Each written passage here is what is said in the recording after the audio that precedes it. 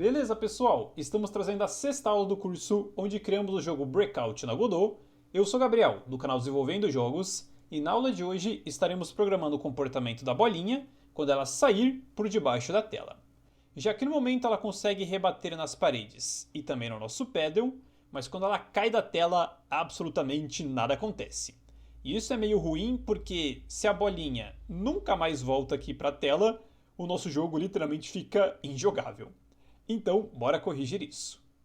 E no caso, como este é um comportamento da bolinha, estaremos programando a sua solução no script da bola. Que, como vocês se lembram, nas duas últimas aulas a gente trabalhou bastante nele, programando a sua movimentação e também a sua física. Então tá um script bem da hora. E aqui a primeira coisa que farei é adicionar umas linhas extras para facilitar a visualização.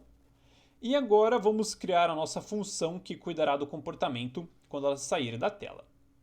Então eu estarei criando essa função logo abaixo da verificar posição da bola, mais acima da onBoardEntered, porque ao meu ver, todas as funções que é a gente que cria mesmo, tem de ficar na parte de cima do script, enquanto todas as funções que fazem parte do nó, ou seja, as funções que são ativadas por sinais, têm de ficar por último. Lembrando que não é obrigado, o código funciona independente da ordem das funções, mas é uma maneira que eu gosto de organizar o código, Então as nossas próprias funções ficam por cima e as funções de signos ficam por baixo. Então, bora colocar a mão na massa. Abaixo da verificar posição da bola, criaremos uma nova função chamada sair da tela. Abre e fecha parênteses e ela é do tipo void, pois não retorna nenhum valor. E aqui eu vi que eu coloquei um hífen ao invés de um underline. Beleza, corrigiu. E agora, galera, queremos fazer três coisas nessa função. A primeira coisa é zerar a velocidade da bolinha. A segunda coisa é reativar o primeiro lançamento. E a terceira é resetar a sua posição. Eu sei que pode parecer bastante coisa, então vamos no passo a passo aqui. Como eu disse, a primeira coisa que queremos fazer é zerar a velocidade da bolinha. E como é que nós podemos fazer isso? No caso, aqui na função movimentar bola, a gente movimenta ela com base na variável nova direção, que como vocês se lembram, esta variável é do tipo vector2, ou seja, ela tem um valor para o eixo x e para o eixo y. Então, se queremos que a bolinha pare de se mexer, basta zerar esse vector2, pois se o valor tanto do x quanto do y for zero, a Godot vai falar, beleza, eu tenho que movimentar 0 na horizontal e 0 na vertical, então tem que ficar parada. Então, para parar a bolinha, basta zerar a variável nova direção. Então, voltaremos aqui na nossa nova função e diremos que a variável nova direção é igual a um novo vector2, que no caso tem o valor de 0 no x e 0 no y. E pronto, com isso a gente já zera a velocidade da bolinha. Então a próxima coisa que queremos fazer, na linha de baixo, é acessar a variável primeiro lançamento e dizer que tem o valor de verdadeiro. E por que a gente está fazendo isso?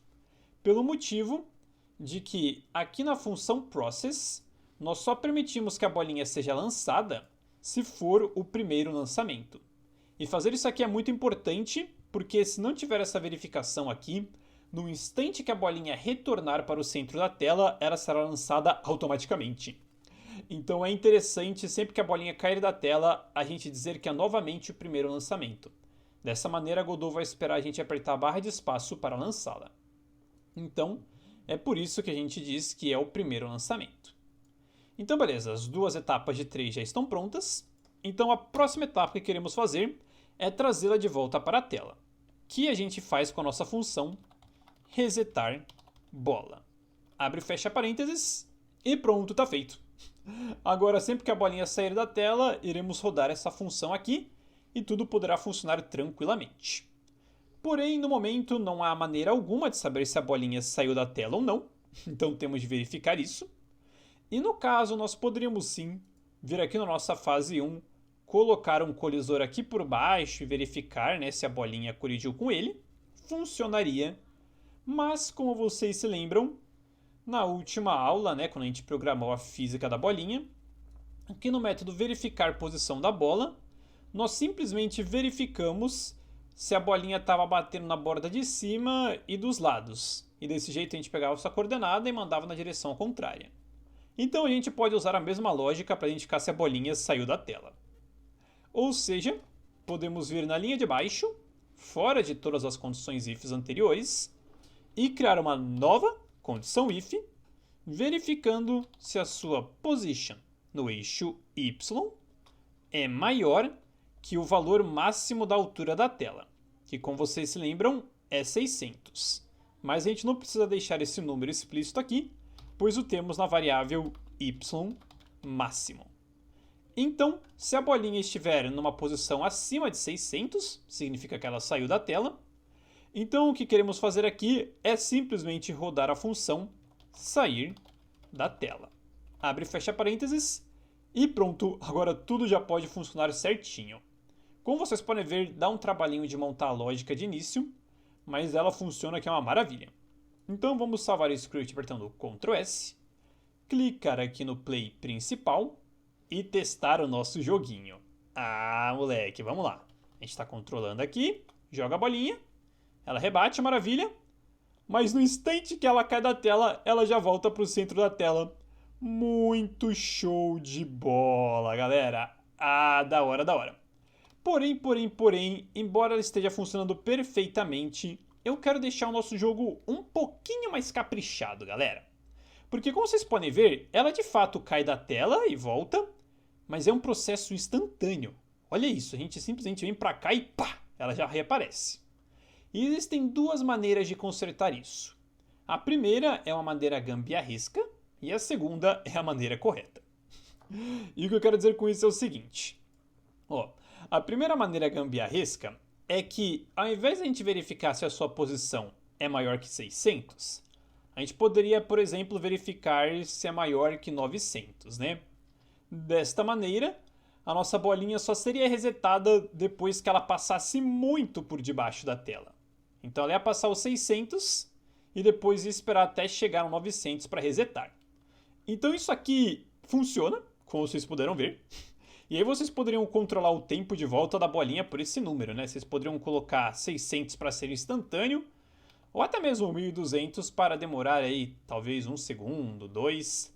Mas como vocês podem ver, embora funcione, não é muito bom, pois você não tem um controle exato do intervalo entre a bolinha sumir e reaparecer. Então, qual que seria a solução ideal neste caso? A solução ideal é criar um cronômetro, que será ativado no instante que a bolinha sair da tela, e somente depois que o cronômetro for zerado, nós estaremos resetando a bolinha. E eu sei que só falando pode parecer complicado, né, esse lance de criar um cronômetro e tal, mas vocês verão que na verdade é bem simples. Então, bora colocar a mão na massa e melhorar o nosso código. No caso, para criar o cronômetro, poderíamos fazer isso diretamente no código, mas a Godot já nos oferece um nó que serve justamente para criar cronômetros, então usaremos ele. E para isso estaremos acessando aqui a cena da bola, selecionando a bola em si e adicionando um novo nó a ela.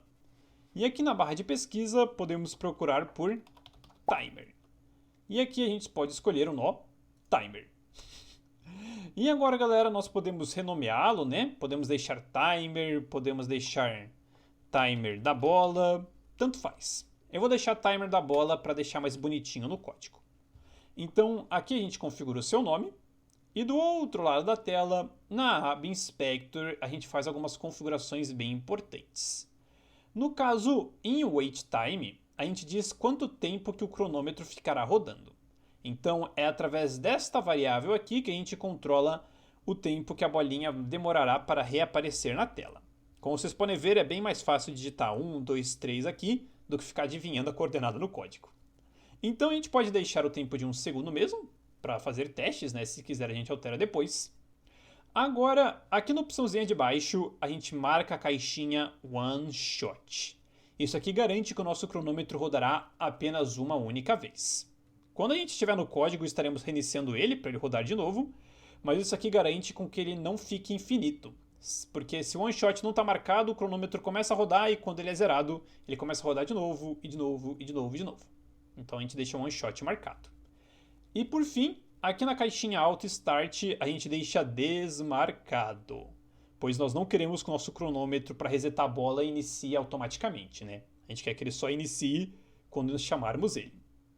E lembrando que se você quiser aprender mais sobre o cronômetro, né, quiser conferir tudo com bastante tranquilidade, nós temos um tutorial aqui no canal exclusivo onde trabalhamos com o cronômetro. Então dá uma conferida. E lembrando que quando eu digo exclusivo, não é que é uma coisa que você tem que pagar para acessar. Não, é que é um tutorial voltado só para o timer mesmo. Então agora que a gente criou este timer, podemos voltar aqui no nosso código. E a primeira coisa que faremos é criar uma variável que servirá de referência a ele. Já que se quisermos acessar o seu cronômetro, precisamos de algum jeito acessá-lo, né? Então viremos aqui na parte de cima do código e podemos ter como primeira variável aqui do nosso código numa nova seção chamada referências gerais. Então aqui teremos uma referência ao timer e mais para frente aos efeitos sonoros.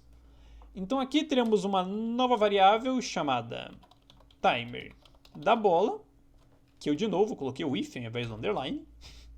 Ela será do tipo timer, já que é uma referência, né, este componente.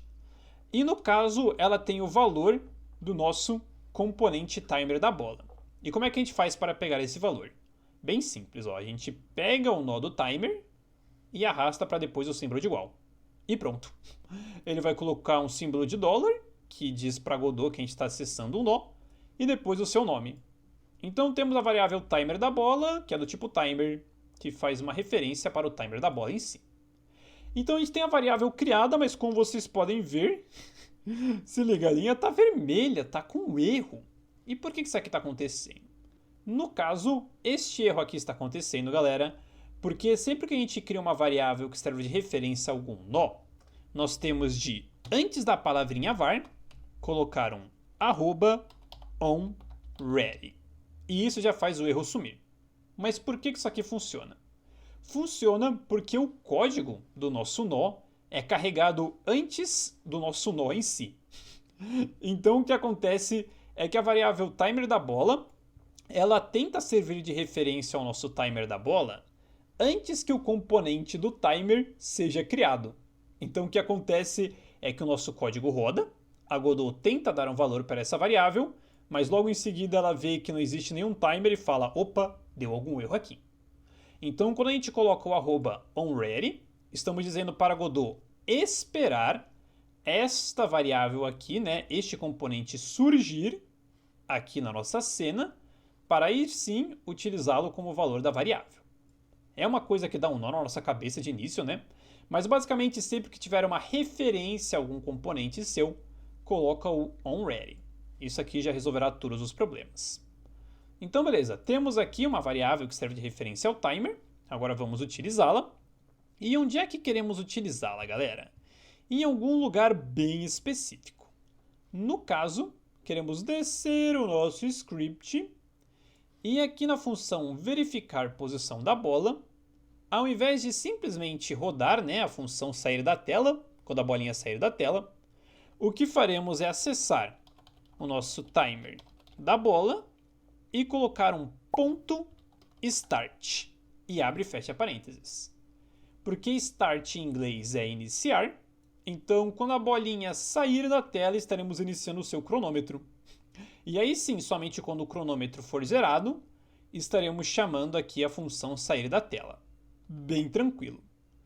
Porém, a Godot não sabe automaticamente que a gente quer chamar essa função quando o nosso timer for zerado. Então o que precisamos fazer é selecionar o timer e aqui na aba Inspector a gente acessa a aba Node e depois a aba Signals, que do mesmo jeito que a área 2D tem um signal que ela pode emitir quando um corpo colide com ela, o nosso timer tem um signal que é emitido quando ele é zerado, que é este aqui, ó, o timeout. Então a gente pode clicar duas vezes em cima do signal timeout e conectá-lo aqui no script da bola, que tem esse nome aqui, ó, onTimer da bola timeout. Um nome longuinho, mas que faz sentido. Então a gente conecta ele aqui e ele veio parar bem no final, porque temos muitas linhas extras. Então a gente deleta essas linhas aqui. Beleza, e agora adiciona umas a mais embaixo.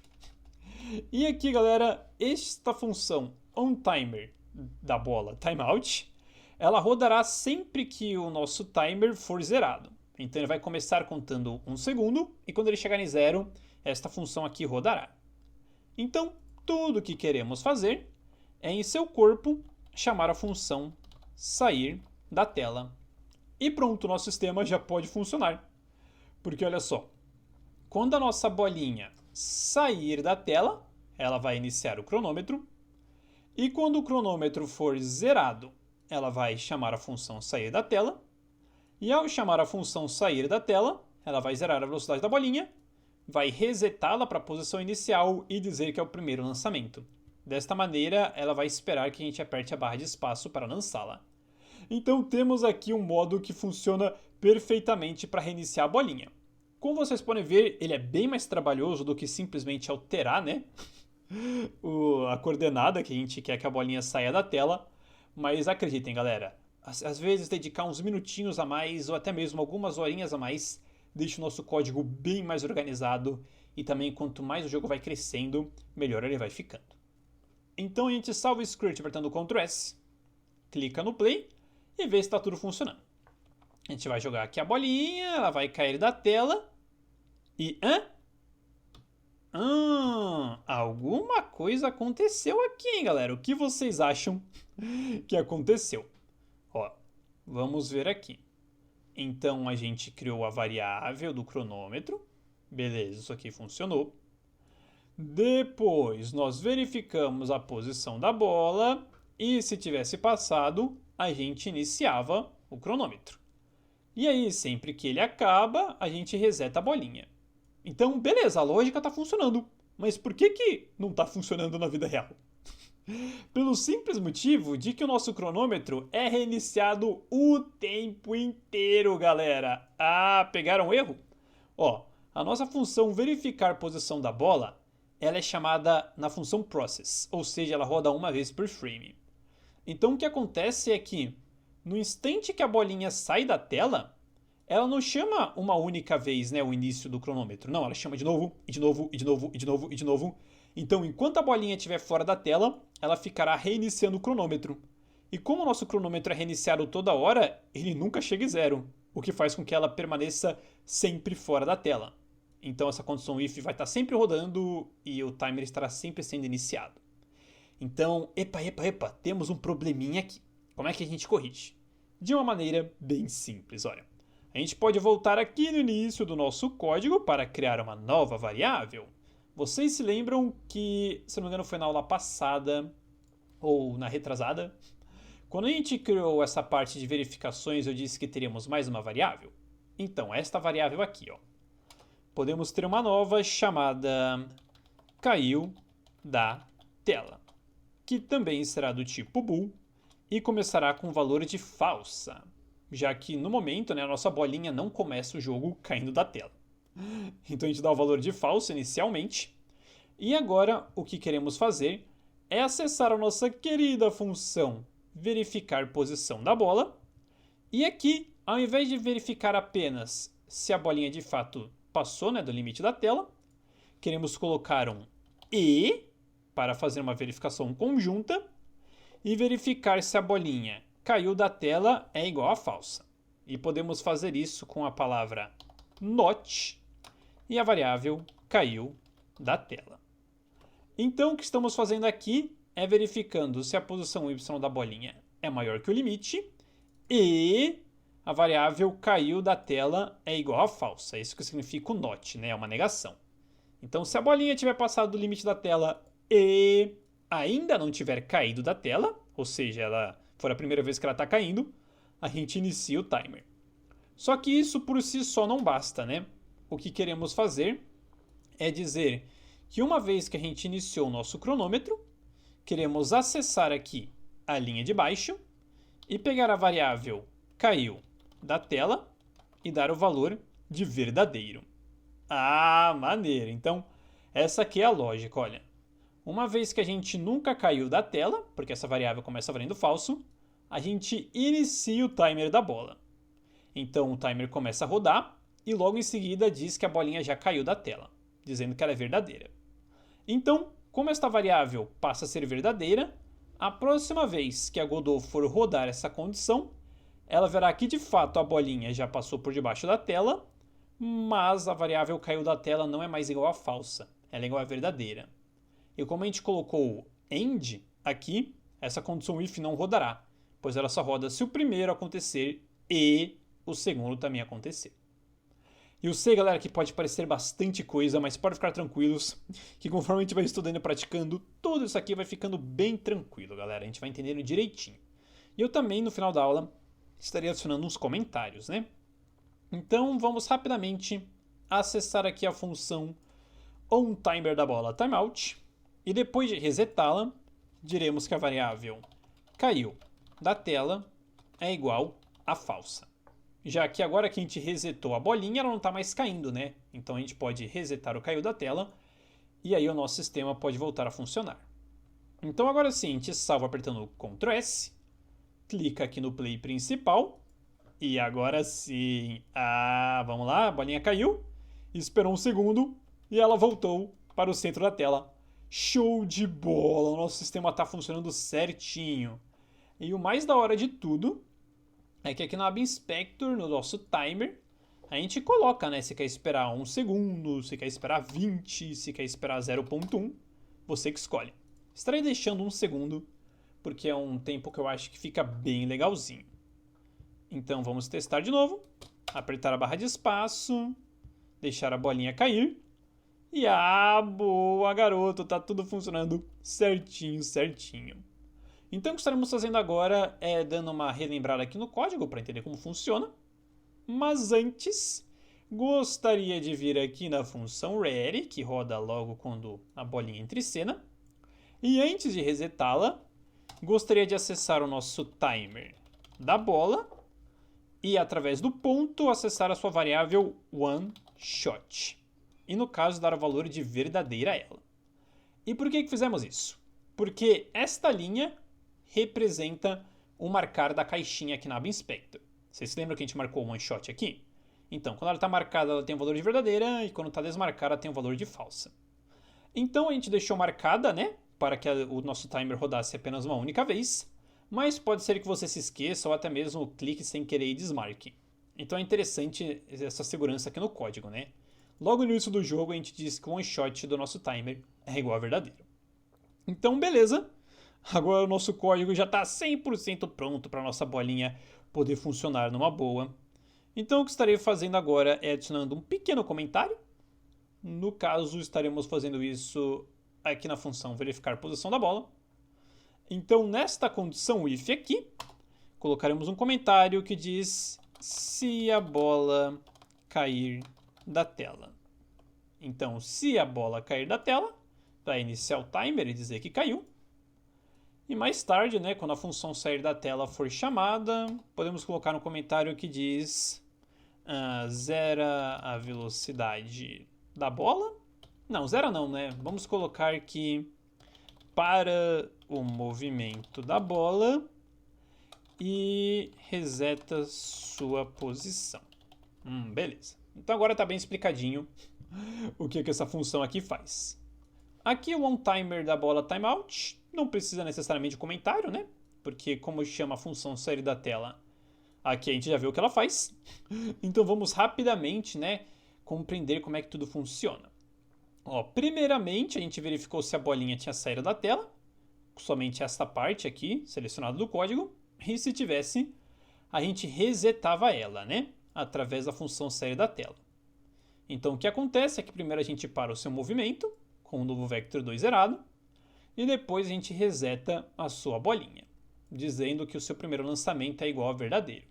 E desse jeito, além de ela voltar para o centro da tela, ela já volta, né, esperando a gente apertar a barra de espaço.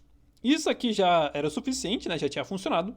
Mas para deixar o nosso código um pouquinho mais bonito, né, o nosso jogo mais divertido de se jogar, a gente criou um cronômetro, né, um timer, para que a bolinha não fosse resetada instantaneamente.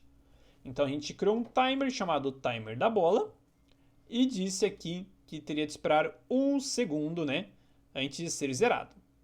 Então, o que nós fizemos foi, quando a bolinha caiu da tela, a gente verificava se ela ainda não tinha caído, e ao invés de resetar a bola direto, a gente iniciava o nosso cronômetro.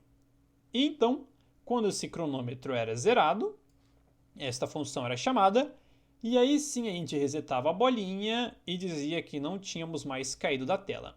Desta forma, o nosso sistema poderia funcionar de novo, de novo, de novo. Então é assim que a gente programa aqui o sair da tela da nossa bolinha. Ah, galera, muito massa, diz aí. Então, beleza, galera, temos agora o nosso jogo funcionando perfeitamente. No momento ele tá meio vazio, né? Não tem muito o que fazer. Mas olha só que legal, você já tem a lógica do seu jogo funcionando perfeitamente. Meus parabéns aí, de verdade, espero que você esteja bem feliz com o resultado. Então o que faremos agora é apertar Ctrl S para salvar o progresso da aula, já que na próxima aula estaremos começando a trabalhar nos nossos blocos, já que o Breakout sem blocos é literalmente um Pong sem gol. E lembrando, galera, que acabamos de lançar um curso muito legal, onde criamos um jogo de luta de rua na Unity, que é um curso que conta com mais de 70 aulas divididas em mais de 14 horas de conteúdo. Tá muito massa mesmo, link aí na descrição e no comentário fixado. Então, agradeço a todos vocês que assistiram a aula até aqui, e também a todo o pessoal que apoia a nossa campanha de financiamento coletivo no Apoia-se, permitindo assim que possamos produzir mais cursos e tutoriais gratuitos aqui no YouTube. Então é isso, muito obrigado a todos e nos vemos na próxima aula.